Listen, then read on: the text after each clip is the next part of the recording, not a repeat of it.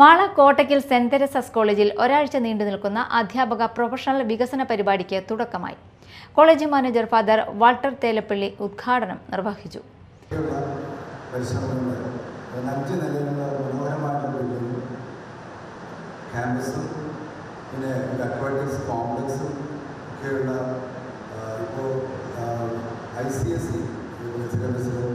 തൃശ്ശൂർ ജില്ലയിലും ഒക്കെ തന്നെ നമ്പർ 1 ആയിട്ട് നിൽക്കുന്ന ഒരു കലാലയമാണ് ക്രൈസ്റ്റ് വിദ്യാലയം.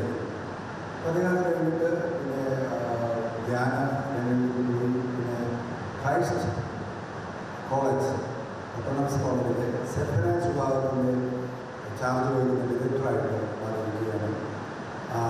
ഇവിടെ അദ്ദേഹം ഒരു ക്രിയേറ്റീവായിട്ടുള്ള അധ്യാപകനും കുട്ടികളുടെ ഭാവി നോക്കിയിട്ട് ഈ ഇടയ്ക്ക് അദ്ദേഹം എന്നോട് പറയുന്നതാണ് ഇവിടെ കുട്ടികളിപ്പോൾ കെനിയയിൽ കൊണ്ടിട്ട് ഒരു തിരിച്ചുകൊണ്ടൊന്നും അറിയില്ല.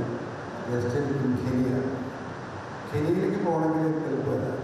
കെനിയയിൽ ഞങ്ങളുടെ മിഷനുണ്ട്. ആ മിഷനായിട്ട് ബന്ധപ്പെട്ട് എല്ലാവരും ക്രൈസ്റ്റിലെ ഡിപ്പാർട്ട്മെൻറ്റ് എന്നാണ് സൈക്കോളജി സോഷ്യൽ വർക്കിലെ ഏതാണ്ട് 12 കുട്ടികൾ.